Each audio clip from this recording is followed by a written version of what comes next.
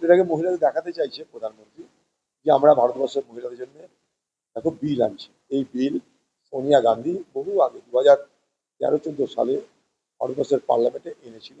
তখন এই বিজেপিরা বিরোধিতা করেছিল। এখন ভোটের সময় যদি মহিলা বিল এনে ভারতবর্ষে যে সমস্ত রাজ্যে ভোট হচ্ছে সেখানে মহিলাদের মন ছোঁয়া যায়, তাই এসব বুদ্ধি। তার মানে প্রত্যেকটা বুথে বা সেই সমস্ত এলাকায় জেনারেটরের ব্যবস্থা রাখা উচিত। কারণ গতবার যে ওয়েবকাস্টিং হয়েছিল সেই ওয়েবকাস্টিং এর দায়িত্ব দেওয়া হয়েছিল পশ্চিমবঙ্গ সরকারের যে নেতা খোকাবাবু, তারই অনুগত কোনো এক কন্ট্রাক্টরকে। ফলে সেই ওয়েবকাস্টিং এর নামেই ওয়েবকাস্টিং হয়েছিল, কিন্তু সেই ওয়েবকাস্টিং প্রায় 70% সময় বন্ধ ছিল। এবার তাই করে চাল আছে। এনআরসি মমতার মোদী তো বিভাজনের রাজনীতি করার চেষ্টা করছে। এনআরসি 2021-এর গল্প। তারপরে 21-এর পর মমতা ব্যানার্জি দ্বিতীয় দিন আর এনআরসির কথা বলেনি, এখন মোট আবার এনআরসির কথা বলবে। চালাকি সব নির্বাচনে বিভাজনের রাজনীতির চালাকি। 2021-এর পর সব ভুলে গেছিল মমতা, আবার ভুলে যাবে। ভোটের পর মমতার মুখে কোনো এনআরসিও শুনবেন না, এসআইআরও শুনবেন না। বাংলার মানুষ তারা করে খা, তাই শুনবেন। হতে পারে আমাদের তত তথ্য আমাদের যাতে নাই।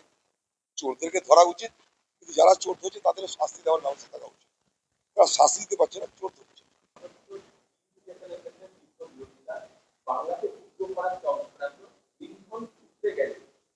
দেখুন, ডিলিমিটেশনের বিরোধিতা মমতা ব্যানার্জি অনেক আগে কংগ্রেস করেছে। বাংলার যেমন সমস্যা মমতা ব্যানার্জি বলছে, গোটা দক্ষিণ ভারতের প্রত্যেকটা রাজ্য এই ডিলিমিটেশনের ব্যাপারে শঙ্কিত।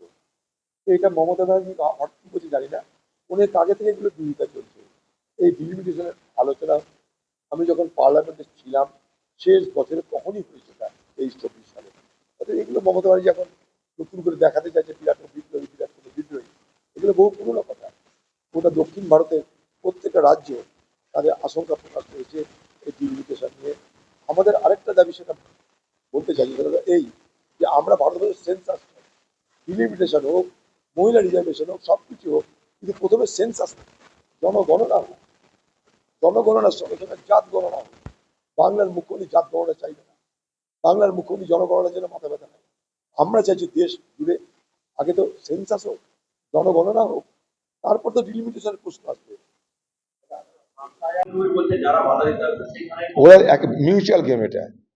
কারণ যখন হচ্ছিল তখন কিন্তু অমিত শাহ বলেনি, তখন অমিত শাহ জানতো, তখন কিন্তু চুপ করেছিল।